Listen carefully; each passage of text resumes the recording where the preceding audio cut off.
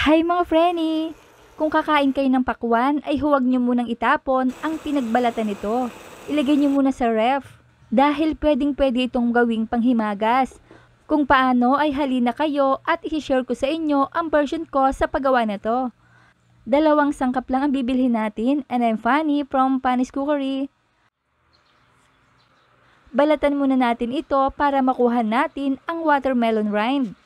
Madami ito, 3 kilograms ang buong pakwan. At para sa kompletong listahan ng mga sangkap ay panoorin ang video hanggang dulo. O dumami na 'di ba? Slice lang natin into desired size. Yung ganitong kalalaki lang ay sapat na for panghimagas para bite size lang talaga.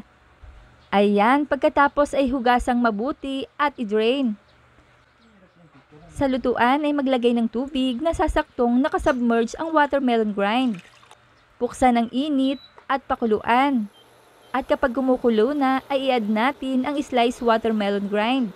Haluin natin at pakuluan ng 10 minuto or hanggang ma-half cook or transparent.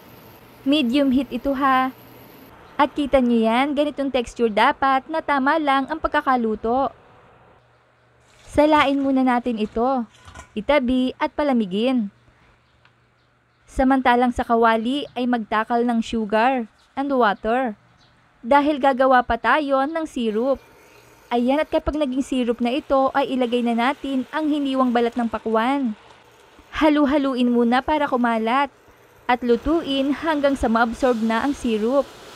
At kapag nakikita nyo na nagdadry na kagaya nito yung wala na talagang sabaw ay hanguin. Pagkatapos ay ipalamigin. At kapag malamig na, ilagay muna natin dito isa-isa muna. Dahil i-coat natin ito sa sugar. Tapos ilalatag natin isa-isa dyan. Para every piraso ay nakadikit ang sugar. At ito yung technique para ma-achieve natin ang tamang texture ng hinahanap nating candy. Ayan, ang dami 'di ba? At ilagay natin sa ref for 1 day para maging malutong ang ating candy. 1 day later, eto na sila at ipat dry natin sandali para sa next process na gagawin. O baka naman natatagalan kayo sa proseso mga preni ha? Dapat hindi, kasi ilalagay nyo lang naman sa ref. Isipin nyo na lang na wala kayong hinihintay. Tapos magugulat kayo 1 day na palang nakalipas. Ayan, dry na at ilagay na natin sa pinainit ng kawali.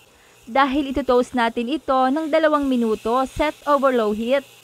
Utay-utay na ilagay ang sugar para pantay ang pagkalat habang hinahalo. Tapos water. Ito yung magsisilbing syrup natin sa ating candy. Maglagay ng food color or flavor na nais mo pa. Ito ay optional kung nais nyo lang ay may color or flavor ang inyong candy. Ikalat lang natin at isimmer hanggang sa ang syrup ay maabsorb na ng candy. Ang banguha at ang ganda ng color. Kaysa bibili ka sa labas, at least eto, alam mo yung sangkap na inihalo mo. Pwedeng-pwede sa mga kids na panghimagas dahil hindi masisira ang mga teeth ng mga bata.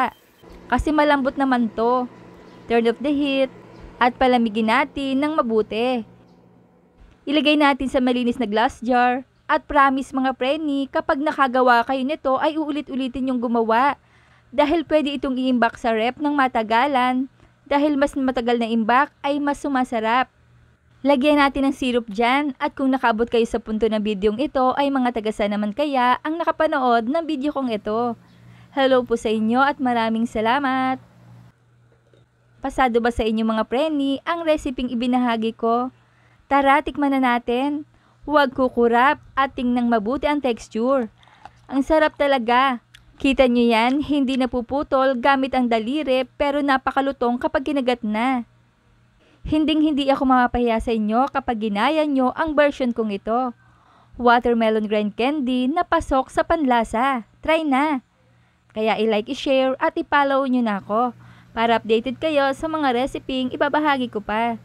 Huwag kalimutan, cook with love. Thanks for watching. Bye-bye!